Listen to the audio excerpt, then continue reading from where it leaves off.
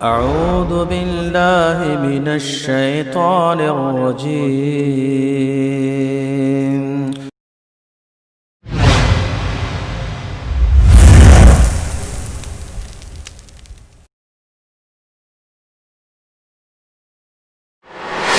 جو اس حال میں مرے، یعنی اس عقیدے پہ مرے، اس کا یہ عقیدہ ہو کہ وہ غیر اللہ کو پکارتا ہو، وہ غیر اللہ سے سوالی بنتا ہو، سبحان اللہ، عقل سلیم اگر موجود ہو تو ہو ہی نہیں سکتا کہ انسان زندہ خالق و مالک کو چھوڑ کر اپنے جیسی مخلوق، اور وہ بھی فوت ہو جانے والی، وہ بھی مر جانے والی، وہ بھی جو قبر میں دفن ہو چکی ہو، اس کے سامنے آئے اور اس کو پکارے۔ کیا کسی عقل مند انسان نے یہ منظر کبھی کسی جانور کا بھی دیکھا کہ جانور اپنے جیسے ایک مردار جانور کے پاس آئے جو مر چکا ہے اور اس کے سامنے آ کر اپنی حاجات پیش کرے؟ یہ کام تو جانور بھی نہیں کرتے۔ لیکن افسوس، آج اسلام کا چولا پہن کر، اسلام کا نام لے کر بہت سارے ایسے لوگ ہیں جو اس بیماری کا شکار ہو چکے ہیں، جو اپنے پیروں فقیروں بزرگوں بابوں کی قبروں پر آتے ہیں، وہ پیروں فقیروں بابے اور شیخ و حضرت جو فوت ہو کر منو مٹی کے نیچے دفن ہو گئے، جو اتنے لاچار اور اتنے کمزور تھے فوت ہونے کے بعد کہ اپنی لاش کو خود مٹی میں نہ چھپا سکے، لوگوں نے ان کی لاش کو قبر میں مٹی میں اتارا، ان کی قبر پہ آ کر کہتے ہیں یہ تیرے مانگنے والے آئے ہیں، یہ تیرے ماننے والے آئے ہیں، یہ پریشانی غم اور دکھ لے کر آئے ہیں، یہ تیرے سوالی بن کے تیرے در پہ کھڑے ہیں۔ وہ جو فوت ہونے کے بعد زندوں کا محتاج تھا کہ اس کے کپڑے اتارے جاتے، اس کو غسل دیا جاتا، اسے کفن دیا جاتا، اس کی جنازے کی نماز پڑھی جاتی، اسے قبر میں رکھا جاتا، وہ جو زندوں کا محتاج تھا، اب وہ قبر میں جانے کے بعد اتنی طاقتوں کا مالک ہو گیا، نعوذ باللہ ثم نعوذ باللہ، کہ زندہ انسان اس کے در پہ آتے ہیں، مرے ہوئے کے در پہ، اور اس کے در پہ آ کر اپنی حاجات پیش کرتے ہیں۔ تیرا دیار ہے دار السلام یا خواجہ، تجلیاں ہے نئی صبح و شام یا خواجہ، نہ فکر میں نہ غم جام تیرے مستوں کو، تیری نگاہ سے چلتا ہے کام یا خواجہ، تیرے گدا ہے گنہگار و متقی دونوں، برے بھلوں پہ تیرا فیض عام یا خواجہ، یا حضور غریب نواز یہ تمام غلامان غلام آپ کی بارگاہ میں حاضر ہیں، یہ آپ کے نام لیوا آپ کے چاہنے والے ہیں غریب نواز، آپ کے نام پاک سے آپ کے غلاموں کی عزت و خدمت کرتے ہیں، ان کی حاضری قبول فرمائیے، یہ جو بھی التجائیں لے کے آپ کی بارگاہ میں حاضر ہیں ان کی تمام التجاؤں کو پورا فرمائیے۔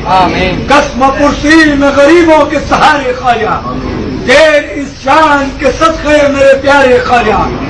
دیکھ لو ایک نظر خواجہ اس ماں کی قسم،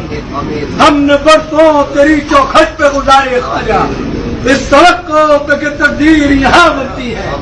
جمع ہو جاتے ہیں تقدیر کے مارے خواجہ، یا غریب نواز ان کی تقدیروں کو سوار دیجیے، حج بیت اللہ روز رسول اللہ کی زیارت سے مشرف عطا فرمائیے، کرم شامل حال رکھیے غریب نواز، یہ آپ کے دربار کے سوالی، آپ کی چوکھٹ کے بھکاری، آپ کی بارگاہ میں اپنی جھولیاں پھیلا کے کھڑے ہیں، ان کی جھولیاں ان کے مقصد مرادوں سے بھرنی ہیں۔ انا للہ و انا الیہ راجعون، انا للہ و انا الیہ راجعون۔ ایک شخص آتا ہے اپنے پیر کی قبر پہ کھڑے ہو کر اپنے بھائی کے لیے شفا مانگتا ہے، دعائیں دیتا ہے اور کہتا ہے میں 50 سال سے میرا بھائی تیری چوکھٹ پہ آ کے جھکتا تھا، اب وہ بیمار ہے، اب وہ بستر مرگ پہ ہے، اس کے بچوں کو سکون دو، اس کی بیوی کو سکون دو، اس کو شفا دو۔ مجھ پر رحم فرمائے، میرے بھائی ہے، میرا دل بڑا ہوا ہے، ان کو کرم کر دے،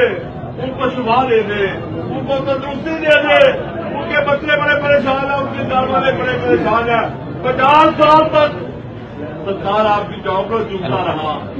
آپ کے دربار کی دیواروں کو چومتا رہا، مولا سرکار رحم فرمائے، سرکار زمین جادر پر رحم فرمائے، میں آپ کا دربار کرتا ہوں، میں آپ کے دربار کا مراتی ہوں، میں آپ کے دربار کا کتا ہوں، مجھ پر معاف ہوئے، میری دعاؤں کو قبول فرما دے، میں دل کی گہرائیوں سے وہی جادر کے لیے دعا کرتا ہوں، رحم فرمائے، وہ ہوش میں آ جائے، اس کے بیٹوں کو تسلی ہو جائے، اس کی گھر والی کو تسلی ہو جائے، اس کی بیٹیاں پریشان حال ہسپتال کبھی اوپر کبھی نیچے کاغذوں کی طرح پھر رہی ہے کہ ہمارا والد کو تسلی ہو جائے۔ سرکار آپ کی چوکٹ کو چومنے والا ہے، 50 سال تک تو یہاں پر آتا رہا ہے، آپ خادی کی محفل جماتا رہا ہے۔ سرکار رہ فرمائے صدقہ حسن حسین کا، صدقہ فاطمہ بنت زہرا رضی اللہ تعالیٰ عنہا رہ فرمائے۔ اس کو سنائیے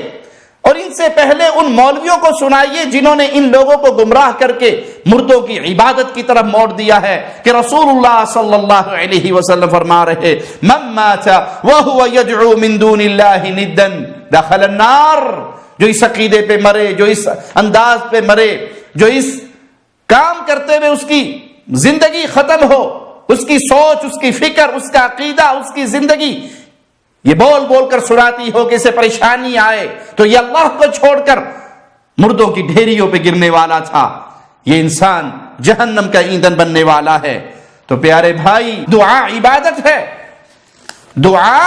عبادت ہے، جو حق ہے صرف ایک اللہ کا۔ جب بھی پکارا جائے گا ایک اللہ کو، اپنی درخواستیں رکھی جائیں گی تو ایک اللہ کے سامنے۔ كنتم خير أمة أخرجت للناس تأمرون بالمعروف وتنهون عن المنكر وتؤمنون بالله